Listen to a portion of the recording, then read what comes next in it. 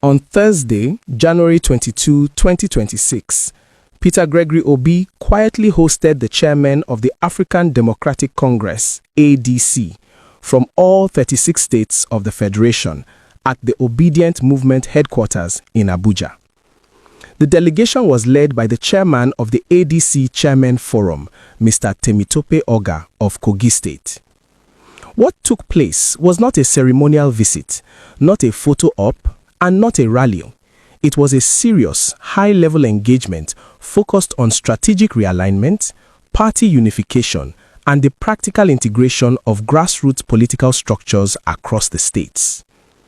This meeting, though silent to the public eye, speaks volumes, and it tells us a lot about Peter Obi, about the ADC, and about the direction serious opposition politics in Nigeria may be heading as we approach 2027. During the meeting, the ADC state chairman and Peter Obi held extensive and constructive discussions. The focus was clear: how to build a truly functional political structure from the grassroots up, how to align party strategy with the needs of ordinary Nigerians, and how to position the ADC as a credible platform for national renewal. In his remarks, Peter Obi once again demonstrated clarity of thought and consistency of values. He emphasized that leadership, both within political parties and across Nigeria as a whole, must be defined by 5 non-negotiable qualities: competence, character, capacity, credibility, and compassion. According to Obi, without these 5 pillars, leadership becomes hollow, self-serving, and destructive. He stressed that Nigeria's problem is not a lack of resources, intelligence, or manpower, but a persistent failure of leadership rooted in poor values and wrong incentives.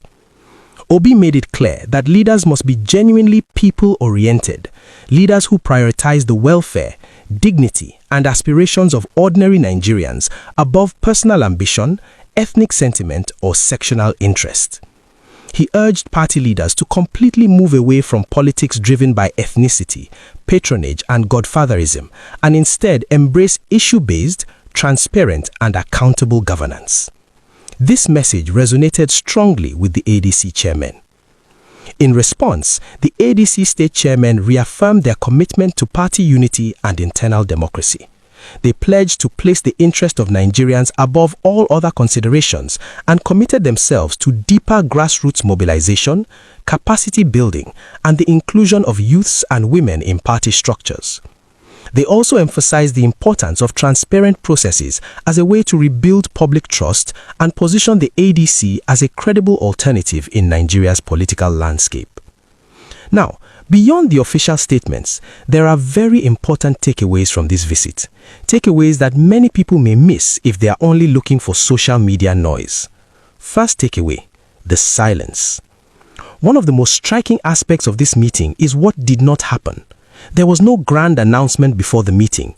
There were no teaser posts. There was no media hype. Even more telling is the fact that over 24 hours after the meeting, neither Peter Obi nor his close allies, people like Tanko Yunasa or Ibrahim Abdul Karim, had posted about it on social media. This is a sharp contrast to what we saw on December 2, 2025, when Atiku Abubakar held a similar meeting.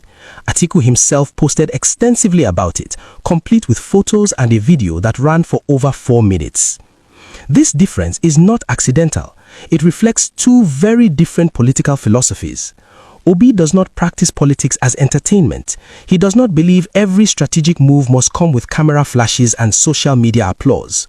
Obi prefers quiet engagement, deep consultations, and results-driven politics. He plays the long game. We saw the same pattern during the 2023 elections.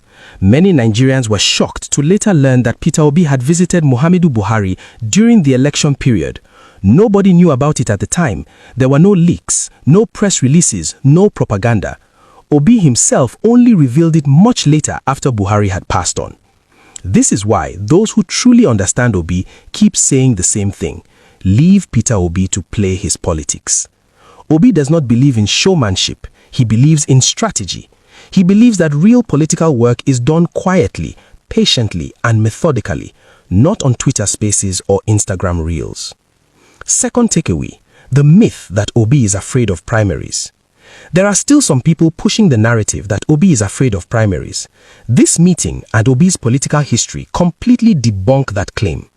Obi is not afraid of primaries.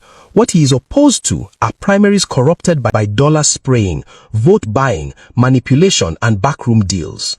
All Obi has ever asked for is a level playing field, a process where delegates vote freely without intimidation or financial inducement. And let us be honest with ourselves.